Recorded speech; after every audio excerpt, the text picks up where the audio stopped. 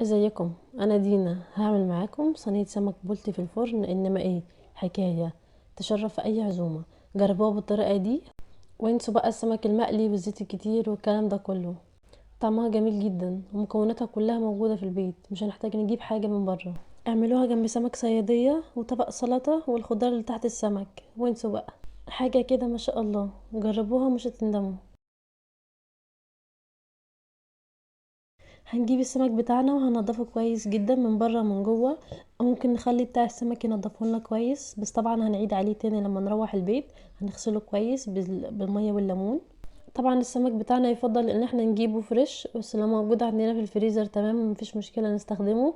بس طبعا السمك ما ينفعش يقعد مده طويله في الفريزر، ما بيبقاش حلو خالص. عشان كده يفضل ان احنا نجيبه اول باول.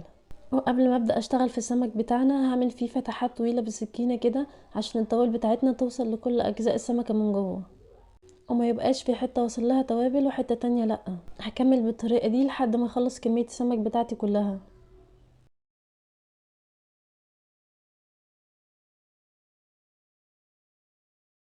ودلوقتي هنبدا نجهز التتبيله الاساسيه بتاعتنا. دي التتبيله اللي هنتبل بيها كل حاجه السمك. هحتاج معلقه كبيره توم باودر وبصل باودر وبابريكا وكمون وتوابل سمك وزنجبيل، وهنزل عليهم بخمس فصوص توم كبار مفرومين وربع كوبايه زيت وعصير 5 ليمونات كبار، وهنخلطهم كويس جدا مع بعض. وهبدا اظبط الملح بتاعنا. انا حطيت معلقه كبيره ونص ملح. ودلوقتي هبدا اجهز الصينيه بتاعتي اللي هدخلها الفرن. انا حضرت شويه خضار وقطعتهم شرايح كده بالطريقه دي، بصل وطماطم وبطاطس، وهحطهم تحت السمك. والخضار ده طبعا بيبقى واخد من طعم السمك كله، وطعمهم بيروح في حته تانية خالص.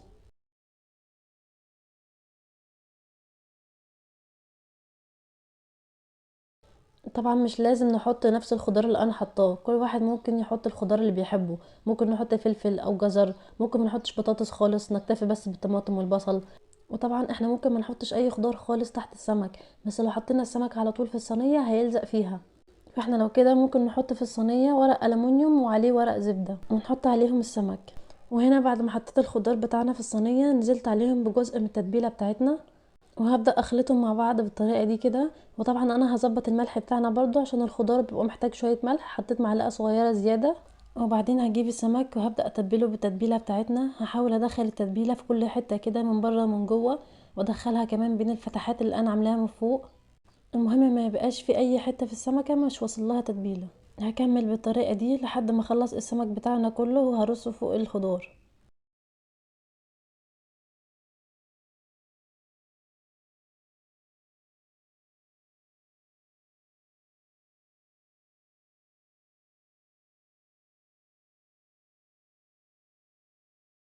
كده بعد ما تبلت السمك بتاعنا كله، دلوقتي بقى انا هبدأ اجهز حشوة هحطها في قلب السمكة من جوه.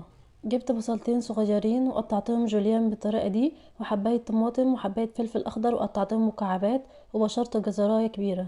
وهنزل بيهم في اي حاجة واسعة، وهحط عليهم الشوية الباقيين من التتبيلة بتاعتنا. ونظبط الملح بتاعنا. انا حطيت معلقة صغيرة كمان، وعصير ليمونتين كبار ومعلقتين زيت، ونخلطهم كويس جدا مع بعض.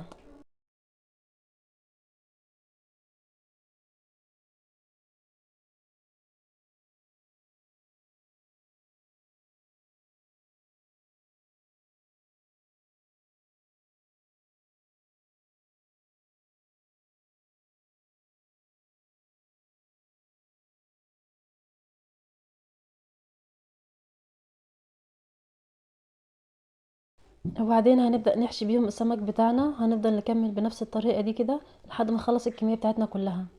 وبعدين هنغطي الصينية بتاعتنا بورق زبدة وعليها ورق ألمونيوم. هندخلها فرن مسخن مسبقا على درجة حرارة 180. هنشغل الفرن الأول عليها من تحت بس، وبعدين أول ما نلاقيها دخلت في السوا هنشيل ورق الألمونيوم ونشغل الشواية. السمك من الحاجات اللي بتستوي بسرعة، ما بتاخدش معانا وقت خالص، هتاخد معانا من ربع ساعة لتلت ساعة. ودول كده شكلهم بعد ما طلعتهم من الفرن. بجد شكلهم وطعمهم جمال جدا، من اجمل الطرق اللي ممكن تعملوا بيها السمك في الفرن. حاجة كده ما شاء الله. وكمان الخضار والبطاطس اللي تحت السمكة طالعين مستويين كويس جدا، وشاربين من التتبيلة كلها وطعمهم جميل جدا. وكده اكون خلصت وصفتنا. لو عجبتكم ما تنسوش تعملوا اشتراك في القناة ولايك وشير. باي باي.